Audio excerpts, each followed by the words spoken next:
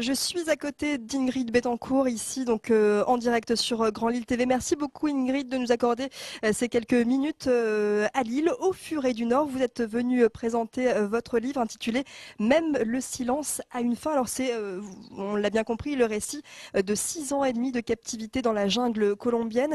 Dans quelles conditions vous avez écrit ce livre ? Disons que j'avais déjà passé une première étape après la libération de reprise de contact avec ma famille, donc j'étais plus solide. Et je l'ai écrit dans les montagnes. J'avais besoin de... Et c'était l'hiver, j'ai commencé en février 2009. Et je pense que le fait d'avoir des montagnes enneigées autour de moi m'a beaucoup aidé parce que c'est vrai que je me suis replongée dans cette jungle étouffante, moite et verte. Et que ça a été très très très dur d'écrire. J'avais beaucoup d'émotions qui montaient comme des flots très difficiles à contrôler. Et voilà, maintenant c'est fait.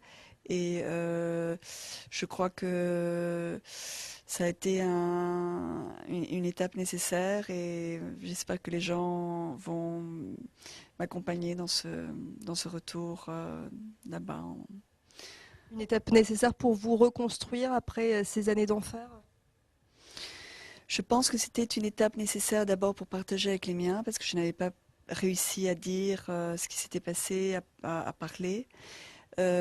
Étape nécessaire aussi parce que je pensais qu'il fallait témoigner et donner un petit peu d'informations de tout ce que nous avions vécu, non seulement du point de vue de la séquestration, mais du point de vue de la relation avec les otages, de la relation avec les gardes, de toutes les difficultés qui se présentent. Mais plus que ça, je crois que je voulais partager avec les autres le chemin interne, le chemin de l'âme, cette espèce de transformation inévitable lorsqu'on est confronté à l'extrême. Vous détaillez beaucoup dans ce livre, hein, c'est un long livre. Vous détaillez aussi bien des scènes atroces, mais aussi il y a quand même quelques lueurs d'espoir dans ce livre. Vous, par exemple, vous racontez la jungle, la beauté de la jungle, mais aussi la dureté de la jungle. Il y a cette dualité dans votre récit. Mais c'est un récit qui est tout le temps en contraste et en dualité parce que il y a tout le temps, et on le vit dans la vie de tous les jours, il y a des bonheurs tristes, il y a des tristesses joyeuses aussi, il y a le sens de l'humour dans les conditions les plus difficiles, il y a la fraternité qui contraste avec la cruauté, avec l'humiliation, et puis il y a la force au moment où on se sent le plus faible.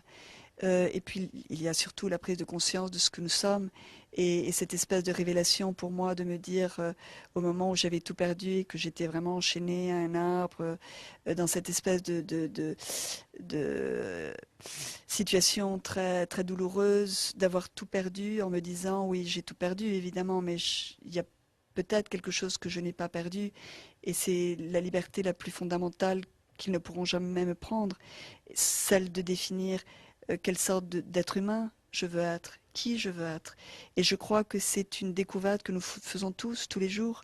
Nous avons toujours le choix d'être qui nous voulons être ou qui nous rêvons d'être. Parlez-moi de la place de Dieu dans votre récit, la Bible, la foi, Dieu, tout ceci est très présent. C'est ça qui vous a donné la force, entre autres? Oui, je pense que Dieu était tout le temps présent dans mon cœur et dans mes choix. Euh, c'est cette force de cette présence qui règle l'irrationnel, de se dire, voilà, je ne comprends pas ce qui m'arrive, je ne sais pas pourquoi je suis là, mais je sais que c'est une opportunité pour quelque chose, une opportunité de croissance spirituelle, une opportunité pour me connecter avec la lumière, et que même si je ne vois pas en ce moment où je vais, il y a un guide.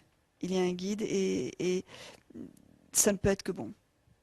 Un moment dans le livre, vous parlez notamment de la prise de conscience que vous avez eue, celle de l'importance de votre famille, c'est-à-dire votre père qui vous avait dit que la famille c'était ce qu'on avait de plus important. Est-ce que depuis votre libération 2008, vous avez réussi entre guillemets à rattraper le temps un peu avec vos proches? Non, on ne rattrape pas le temps. Le temps, il est ce qu'il est. mais le présent, il faut le vivre dans les nouvelles priorités. Et pour moi, ma famille, depuis que je suis libérée, c'est le centre de ma vie. Et depuis ces 2 ans et demi de liberté, j'ai pu vraiment m'exercer dans l'amour de ma famille, de mes enfants, de maman, de ma sœur, de mes neveux. Et c'est vrai que je sens que la vie sans eux serait très déserte et que je me sens très redevable. J'ai une grande gratitude face à la vie de pouvoir être vivante et libre pour être avec eux. Et d'ailleurs, vous avez dédicacé ce livre à vos proches, à vos enfants, à votre maman qui a été très présente. C'est aussi un cadeau que vous leur faites, ce bouquin? Je crois que c'est un cadeau que je nous fais. Je crois qu'il n'y a que dans le partage que nous réussissons à surmonter ce qui est dur à surmonter.